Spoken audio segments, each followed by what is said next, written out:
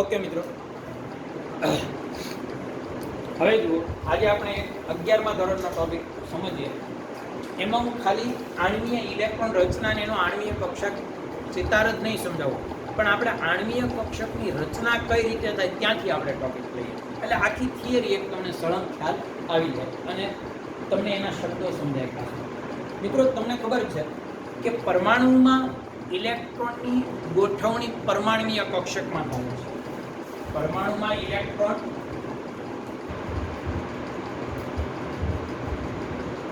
પરમાણ્વીય કક્ષકમાં ગોઠવાય છે. એવી રીતે કોઈ અણુ હોય તો એ અણુમાં ઇલેક્ટ્રોન છે એ આણ્વીય કક્ષકમાં ગોઠવાય છે. પરમાણુમાં જેવી રીતે પરમાણ્વીય કક્ષક છે એમ અણુમાં આણ્વીય કક્ષક છે. પરમાણ્વીય કક્ષકો છે એ તમને બધાને ખબર છે, પહેલી, બીજી, ત્રીજી, પછી એમાં બધા પેટા પ્રકાર આવે, 1s, 2s, 2p, 3s, 3p. આ રીતે એના તમે ચડતા ક્રમમાં લખો છો.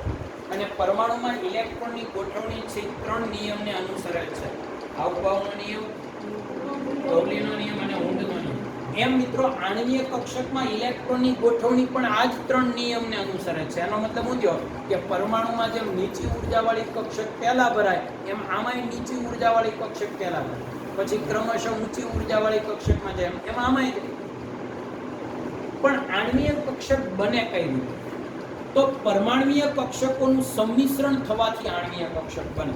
આણ્વીય કક્ષકની રચના કઈ રીતે થાય તો આપણે ખાસ સમજીએ કે આણ્વીય કક્ષક છે એ પરમાણ્વીય કક્ષકોનું સંમિશ્રણ થવાથી બને છે. પણ મિત્રો, અહીંયા એક નવો પ્રશ્ન કે પરમાણ્વીય કક્ષકો ગમે તે હોય એ ચાલે નહીં. બે પરમાણુની સમાન સમમિતિ વાળી કક્ષકો, મને લખવું જોઈએ કે કેવી કક્ષકો હોવી જોઈએ તો કે સમાન સમમિતિ ધરાવતી.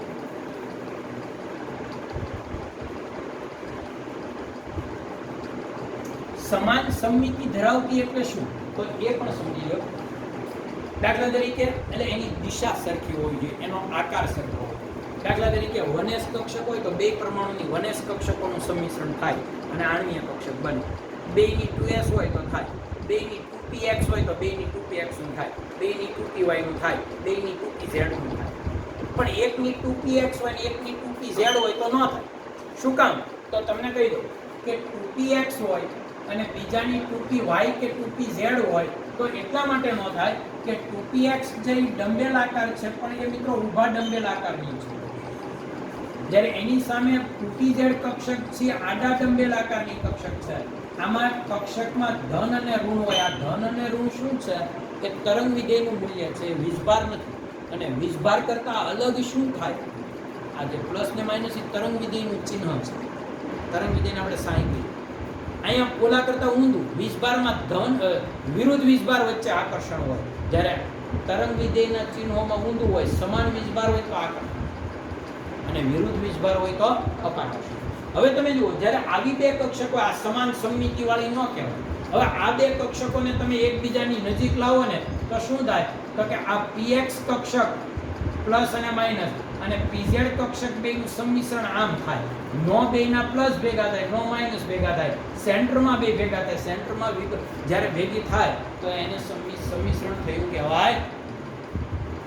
એટલે મિત્રો, સમાન સમમિતિ એટલે આકાર સરખો હોવો જોઈએ, દિશા પણ સરખી હોય. એનો બહુ સીધો મતલબ એવો થાય કે બે 1s કક્ષકો હોય તો થઈ શકે સંમિશ્રણ, બે 2s હોય તો થાય, બે 2px હોય તો થાય, બે 2py હોય તો થાય, બે 2pz હોય તો થાય. ટૂંકમાં સેમ કક્ષકો હોવી તો સંમિશ્રણ.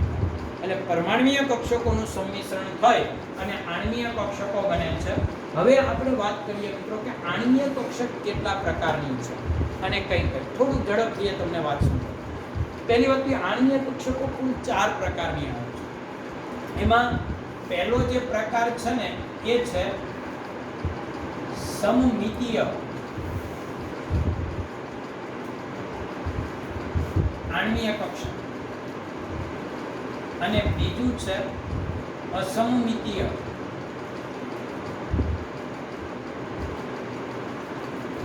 આણ્વીય. પહેલા આપણે આને સમજીએ, સમમિતીય અને અસમમિતીય કોને કહેવાય. મિત્રો, જ્યારે બે કક્ષકોનો સાંભળજો થોડું ઝડપથી. જ્યારે બે કક્ષક એસ કક્ષક ગોળાકાર છે, આ અક્ષને એની આપણે મુખ્ય અક્ષ કહીએ છીએ.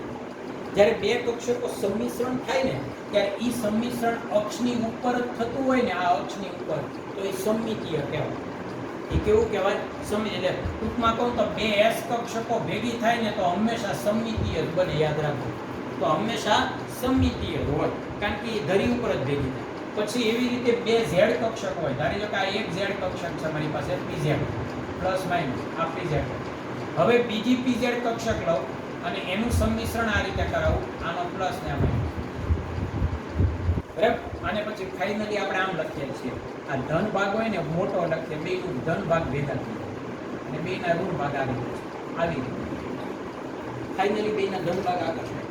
તો મિત્રો આ પીઝેડ કક્ષકો જે છે સંમિશ્રણથી તમે જોઈ લો ધરી ઉપર જ થાય છે કે નહીં? તો આને શું કહેવાય ખબર? સમમિતીય કક્ષક. અને મિત્રો સમમિતીય કક્ષક, આણ્વીય કક્ષકને આપણે સિગ્મા વડે દર્શાવીએ છીએ. શેના વડે દર્શાવીએ? સિગ્મા. પહેલા ભાગમાં છે.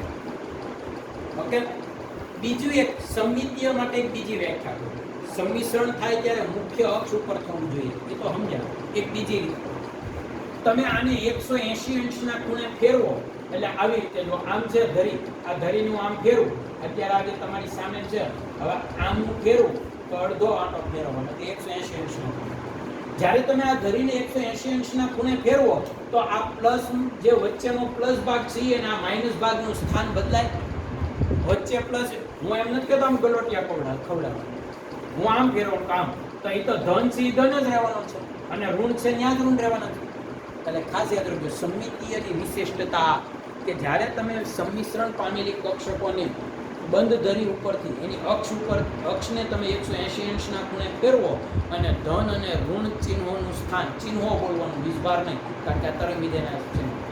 જો ધન અને ઋણ ચિહ્નોનું સ્થાન બદલાતું ન હોય તો એ સમમિતીય કક્ષક કહેવાય. અને સમમિતીય કક્ષક એટલે સિગ્મા. હવે વાત કરીએ અસમમિતીય. તમે જુઓ,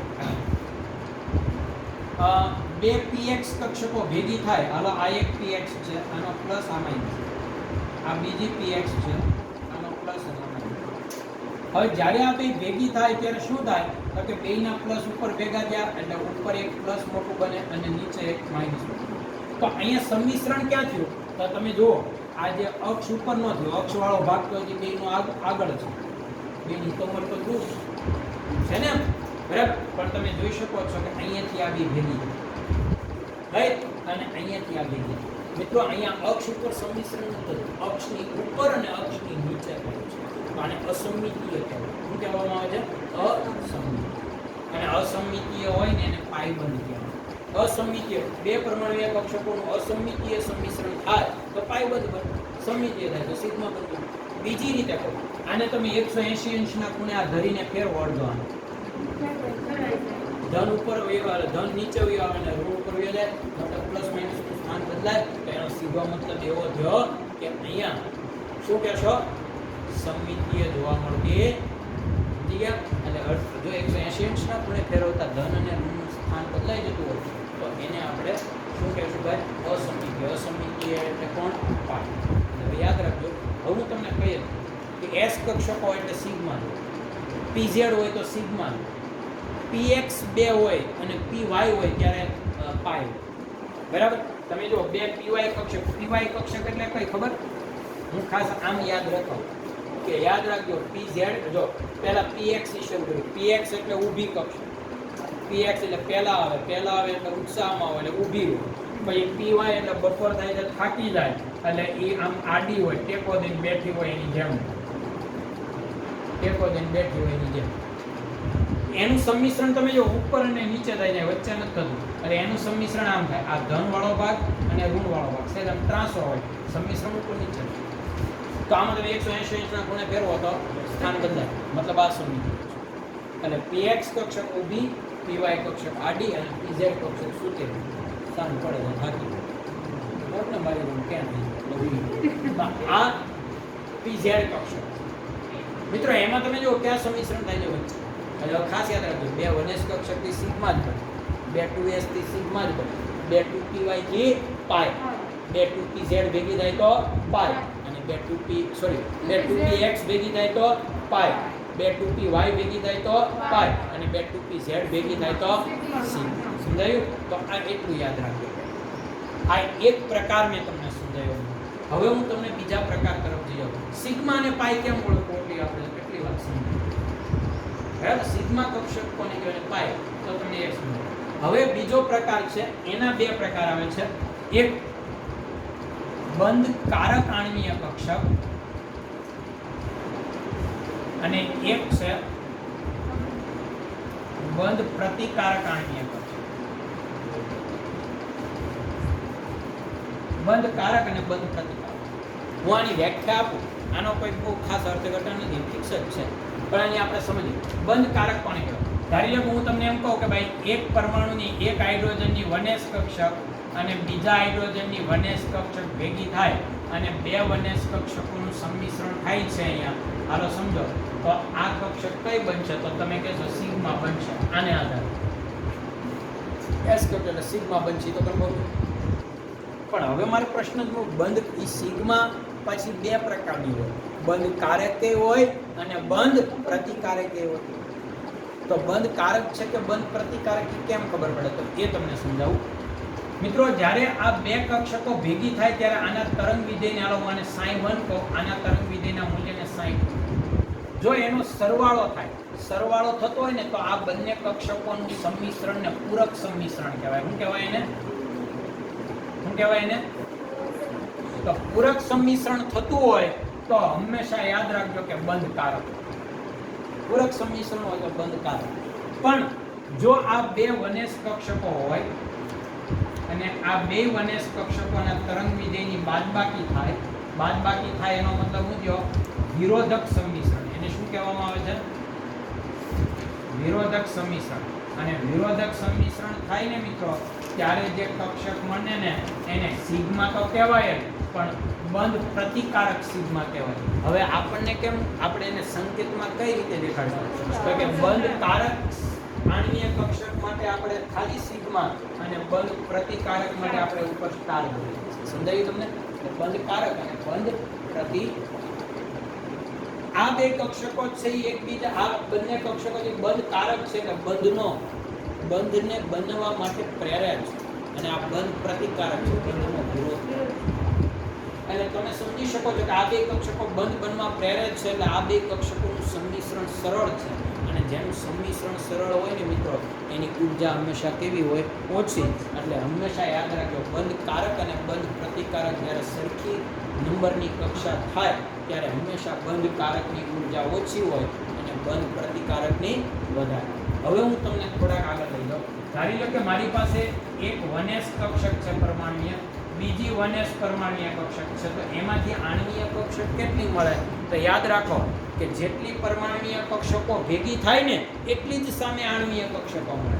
બે પરમાણ્વીય કક્ષકો છે તો આણ્વીય કક્ષકો બે જ હોય, પણ એ બે આણ્વીય કક્ષકો તમને આ પહેલા આવડવું જોઈએ, સિગ્મા હશે કે પાઈ. તો આમાં સિગ્મા જ છે એટલે તમારે બે સિગ્મા લખી નાખો.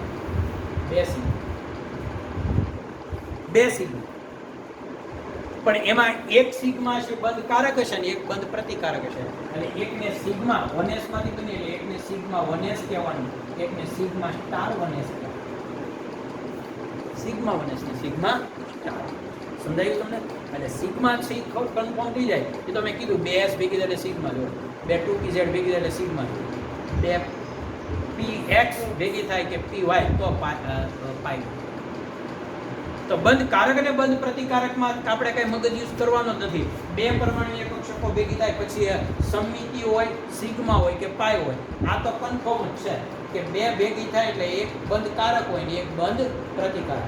એમાં મિત્રો બંધ કારકની ઉર્જા ઓછી હોય ને બંધ પ્રતિકારકની વધુ હોય. કેમ તો કે આ બંધનો બનવા માટેનું પ્રેરણા આપે છે એટલે એની ઉર્જા ઓછી હોય, પહેલાની વધુ. એટલે આ બેમાં પહેલા કોણ ભરાય? બંધ કારક હોય અને બંધ પ્રતિકારક હોય હંમેશા ઓછી. સમજાયું? એટલે ટોટલ કેટલા પ્રકાર થયા ભાઈ? કેટલા પ્રકાર થયા કક્ષકના? 4. કેટલા પ્રકાર થયા? 4. એ કોષ્ટકથી તમને લખીને બતાવું જોઈએ. આણ્વીય કક્ષકના પ્રકાર પહેલા અહીંયા લખો, સમમિતીય અને અસમમિતીય. આ એક પ્રકાર. પછી બીજા અહીંયા લખો બંધ કારક અને બંધ પ્રતિકારક.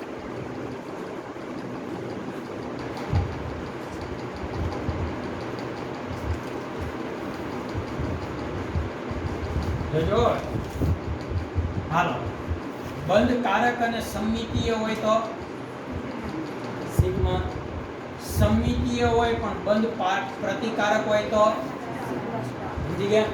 પછી અસમમિતીય અને બંધ કારક હોય તો અને અસમમિતીય અને સમજી ગયા તમે. પ્રતિકારક કુલ 4 પ્રકારની કક્ષકો મિત્રો આપણને અહીંયા મળે છે અને એ બધા પ્રકાર આપણે ધ્યાનમાં લેવાના છે. ઓકે, હવે આપણે સમજીએ કે આણ્વીય કક્ષક કુલ કેટલી મળે અને એનો પછી આપણે ક્રમ આપીએ અને એની આધારે તમને આણ્વીય કક્ષક સિદ્ધાંત તમને મળે.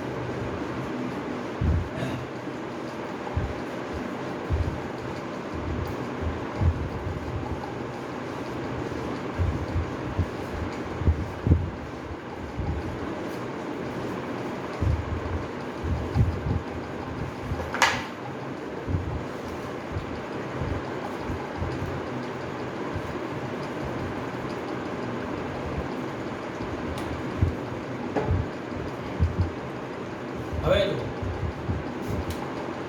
હાલો ભાઈ, બે અહીંયા પરમાણ્વીય કક્ષક બે વનેસ ભેગી થાય તો આ પરમાણ્વીય કક્ષક છે અને આ આણ્વીય. બોલો, બે વનેસ ભેગી થાય તો સિગ્મા વનેસ અને સિગ્મા બે આણ્વીય કક્ષક. ટૂંકમાં જેટલી પરમાણ્વીય કક્ષકોનું સંમિશ્રણ થાય સામે એટલી જ આણ્વીય કક્ષકો બને. બરાબર, પણ એક બંધ કારક હોય ને એક બંધ પ્રતિકારક. હવે 2s તો સિગ્મા 2s અને સિગ્મા 2s પાછળ જોડી દેવાનું. સમજાયું? પછી 2 2p x અને 2p તો pi 2px અને pi star 2px. સમજાયું તમને? પછી 2 2pz y કક્ષકો ભેગી થાય pi 2py અને pi 2p pi star 2p અને 2 2pz કક્ષકો ભેગી થાય હવે સિગ્મા 2p અને બોલો, ખ્યાલ આવી ગયો? હવે મિત્રો આનો ઊર્જાનો ક્રમ લખવો જ મેં તમને કીધેલું છે. બંધ કારકની ઊર્જા ઓછી હોય, બંધ પ્રતિકારકની વધારે. તો સૌથી ઓછામાં ઓછી ઊર્જા કોની હોય તો કે પરમાણુમાં વનેસની ઓછી હોય. તો જેની ઓછી હોય, જે પરમાણુમાં અણુમાં એની ઓછી હશે ને, એટલે વનેસની ઊર્જા સૌથી ઓછી હોય તો આમાં આપણને આ સિગ્મા વનેસ ને સિગ્મા સ્ટાર વનેસની ઓછી હશે. એટલે અહીંથી લખવાનું શરૂ કરાવો તો સૌથી ઓછી ઊર્જાવાળી કક્ષક કોણ આવશે? Sigma one. તો સૌથી પહેલા ભરાય, પછી સિગ્મા સ્ટાર વનેસ. બરાબર ને ભાઈ? પહેલા આ ભરાય, એના કરતા વધુ ઊર્જાવાળી. હાલો, પછી 2s વાળીની કક્ષકનો વારો એટલે સિગ્મા 2s સિગ્મા. બરાબર ને ભાઈ? કારણ કે આપણને આવડે છે 1s પહેલા ભરાય, પછી 2s ભરાય, પછી 2px 2py અને 2pz આ ત્રણેય સાથે ભરાય એટલે ઇક્વલ ટુ છે, કારણ કે સમાન શક્તિ. બરાબર? તો 1s પહેલા ભરાય પરમાણુમાં, તો 1s ની આણ્વીય કક્ષકો પહેલા ભરાશે. એમાં સમમિતિ પહેલા બંધકારક પછી બંધ પ્રતિકારક. એમ 2s પછી ભરાય તો આપણે એમ લખીએ કે સિગ્મા 2s ને સિગ્મા. હવે આગળ વાત. હવે પ્રશ્ન એ છે કે પરમાણુમાં તો 2px 2py 2pz ત્રણેય સમાન શક્તિવાળી હતી, તો શું અણુમાં સમાન શક્તિવાળી? ના, કારણ કે અહીંયા પરમાણુ સ્વરૂપમાં સમાન શક્તિવાળી હતી પણ સંમિશ્રણ અલગ અલગ થયું ને. એકમાં સમમિતીય પ્રકારનું છે અને બેમાં અસમમિતીય છે. બરાબર ને? તો અહીંયા ખાસ યાદ રાખજો કે આ બેમાં અસમમિતીય પ્રકારનું સંમિશ્રણ છે. એટલે આ બે સમાન શક્તિવાળી હતી અને હવે એમાં અસમમિતીય કક્ષક પાઈ બને એટલે ઈ બે તો હજી સમાન શક્તિવાળી જ રહેશે, કારણ કે એમાં તો હરખું છે. પણ આમાં કયા પ્રકારનું સંમિશ્રણ થાય છે? સમમિતીય સિગ્મા બંધ બને છે. એટલે આનું કક્ષકની ઊર્જા એ આના કરતા કેવી થઈ જશે? ઓછી કે વધુ થઈ જશે? ઓછી થઈ જાય એવું મને નથી થવું જોઈએ. હું શીખું ઓછી ન થાય દર વખતે એ માટે હું સમજાવું. મિત્રો આ અત્યારે સમાન શક્તિવાળી હતી હવે આમાંથી ને આમાંથી જ્યારે તમે પાઈ કક્ષક કહો આની પાઈ 2px ને પાઈ 2py સોરી પાઈ સ્ટાર 2px બરાબર, અને એવી રીતે આની તમે લખો છો પાઈ 2py અને પાઈ સ્ટાર 2py બરાબર, અને આની કઈ આવે સિગ્મા 2pz. એમાં એક વાત તો કન્ફર્મ છે કે આ બંધ કારક છે અને આ બંધ પ્રતિકારક છે. બંધ પ્રતિકારક તો વધુ ઉર્જાવાળી હોય, એટલે ફૂદડી વાળી તો પછી બરાબર, પહેલા ફૂદડી વગરની, પણ ફૂદડી વગરની હતી પહેલા સમાન ઉર્જાવાળી હતી. હવે આ બેમાં સરખું સંમિશ્રણ છે, એટલે આ બે તો આ પરમાણુય કક્ષકે તો સરખું પરમાણુય સ્વરૂપે તો સમાન ઉર્જાવાળી હતી, અત્યારે સમાન ઉર્જાવાળી, પણ આ સમાન ઉર્જાવાળી રહેતી નથી. હવે આ જો આના જેટલી ઉર્જા ન ધરાવતી હોય તો નવો પ્રશ્ન કે સિગ્મા 2pz ની ઉર્જા આ પાઈ કરતાં વધુ હશે કે ઓછી હશે? તો મિત્રો એના માટે એક વાત તમને કરું કે એમાં બધી જગ્યાએ એક સરખો નિયમ નથી લાગતો. 1 થી 7 પરમાણુ, આમ તો 1 થી 4 માં જરૂર જ નથી, પણ 1 થી 7 પરમાણુ માટે જો હું તમને કહું ને, પરમાણુ ક્રમાંક 1 થી 7 સુધીના જે તત્વો, મતલબ કે હાઇડ્રોજન થી નાઇટ્રોજન માટેનો નિયમ એવો છે, એમાં હું આમ તમને પાછું બીજી રીતે સમજાવું, એમાં તેથી નિયમ છે. આ તેથી નિયમ એટલે હું એ કહું તેથી એમાં આ જે નીચેનો તેથી છે ને એ અગત્યનો છે. આ તો ઉપર તો આપણા ફૂદડી વાળા આણ્વીય કક્ષક ચિતાર નિયમ છે, નીચેથી ઉપર જવા ઉર્જા વધે. તો આ જે તેથી છે ને એ આપણા બંધ કારક માટે છે. તો આ તેથીનો અર્થ શું થાય છે કે તેથીમાં 1% ઉપર હોય ને 2 નીચે હોય ને, તો એનો અર્થ શું થયો? 2 નીચે હોય એટલે હું કે આ બે સરખા લેવલે હોય, સરખા લેવલે હોય એનો મતલબ ઉર્જા સરખી. તો સરખા લેવલે 2 કક્ષકોની ઉર્જા સરખી, મતલબ કે આ પાઈ વાળી જે કક્ષક છે ને નીચે છે અને સિગ્મા વાળી છે ને પછી છે. એટલે સીધી વાત છે કે આમાં આ નિયમમાં પહેલા 2px અને 2py ની પહેલા ભરાશે, મતલબ કે આની ઉર્જા ઓછી છે અને સિગ્મા 2pz ની ઉર્જા કેવી છે અહીંયા યાદ રાખો 1 થી 7 તત્વો. અને કાર્બન મોનોક્સાઇડમાં આ નિયમ લાગુ પડે, કાર્બન મોનોક્સાઇડમાં ઓકે. આ ક્લિયર થઈ ગયું? તેથી પછી કે આવડો આ જે તેથી છે ને ઈ કોના માટે? આના માટે હોય. એમાં તમે જો 2% નીચે છે, મતલબ 5 સ્ટાર વાળી બે છે નીચે પહેલા ભરાય અને સિગ્મા સ્ટાર વાળી પછી, બરાબર? એટલે અહીંયા શું લાગુ પડશે બોલો તો? પહેલા કઈ ભરાશે? 5 સ્ટાર 2px 2py અને સિગ્મા સ્ટાર 2pz સૌથી છે. આ 1 થી 7 તત્વો માટેનું. હવે વાત કરીએ આપણે 8 થી 10 માટેનો, ઓક્સિજન, ક્લોરીન. એમાં અહીંયા સુધી તો બધું કોમન જ છે. જે પ્રશ્ન છે એ અહીંથી થયો, કારણ કે આમાંથી પ્રશ્ન થાય. એટલે એમાં નિયમ આમાં એવો છે, ઉપર તો તેથીનો જ સંકેત છે પણ નીચે કારણ કે છે. અને તમે ગણિત શીખ્યા છો, કારણ કેનો સંકેતમાં 1% નીચે અને 2 ઉપર.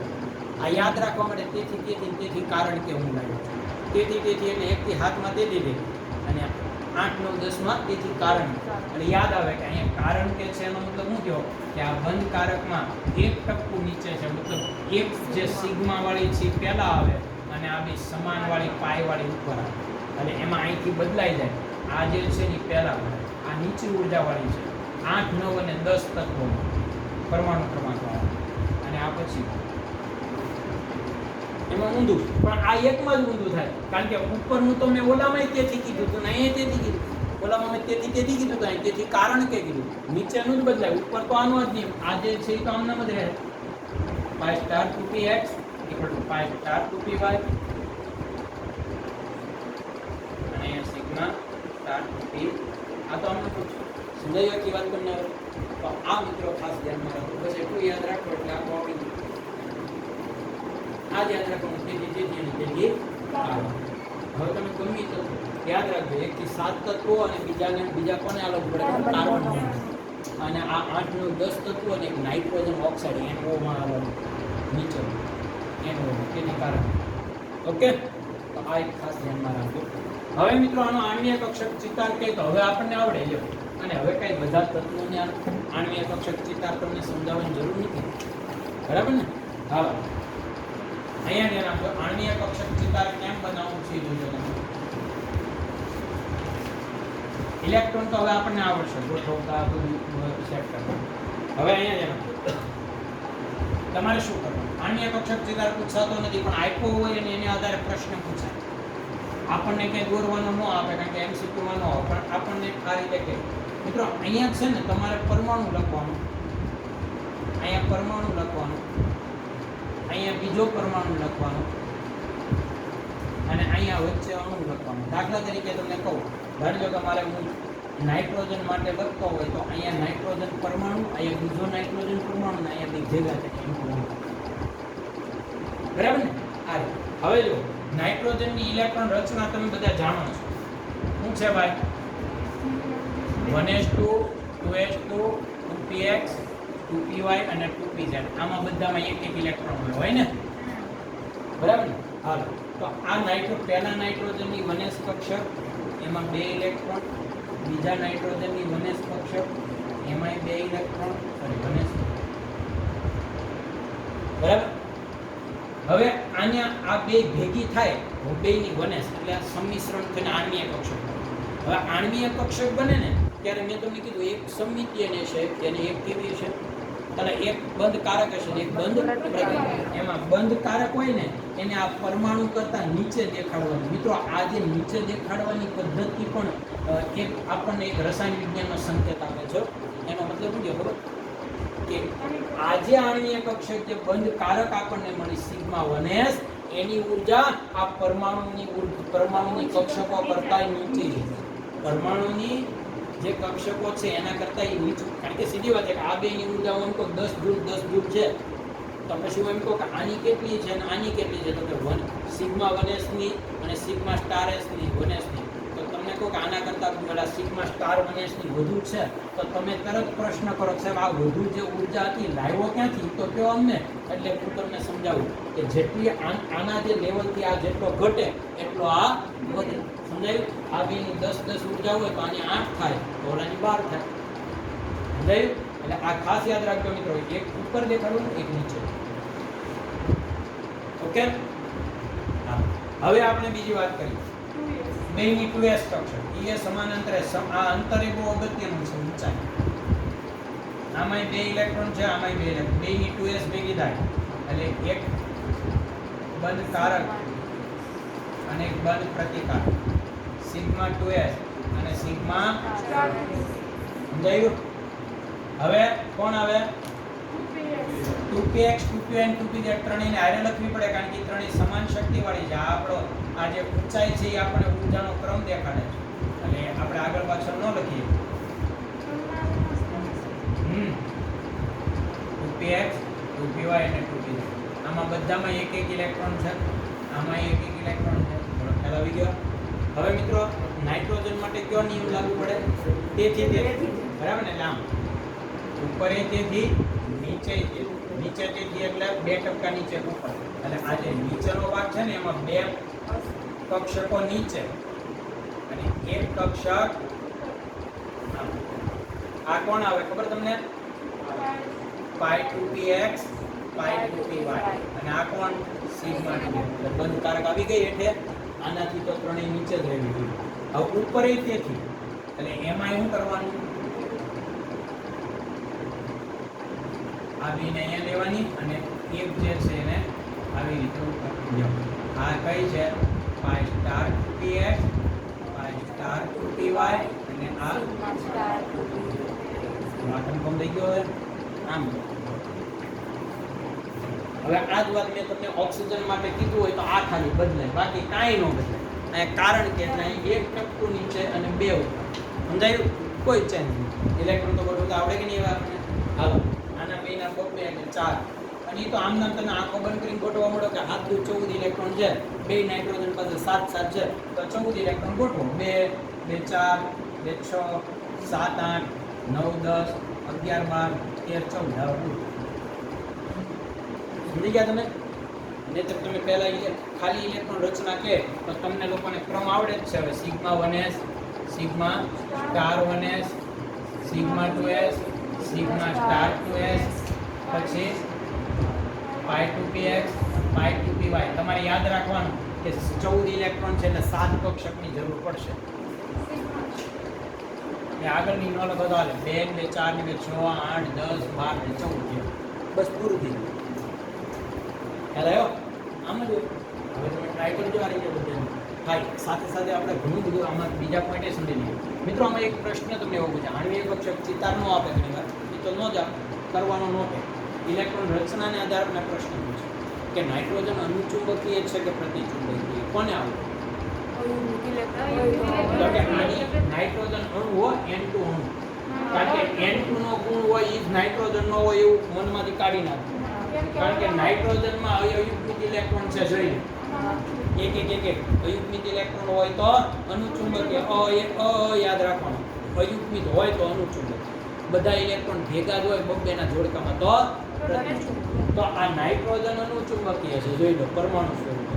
પણ જ્યારે અણુ બને ત્યારે એક કે ઇલેક્ટ્રોન એકલો છે સુંદર છે કે, તો એનો મતલબ એ કયો ગુણ ધરાવે? N2 પ્રતિચુંબકીય. એટલે ખાસ યાદ રાખવાનું મિત્રો.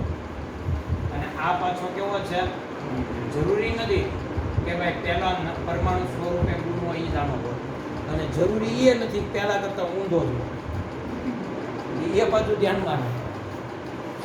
આપણે ઇલેક્ટ્રોન જોઈન કરવાનું છે નિર્ણય, આપણે ખાલી આમ પૂછી નથી.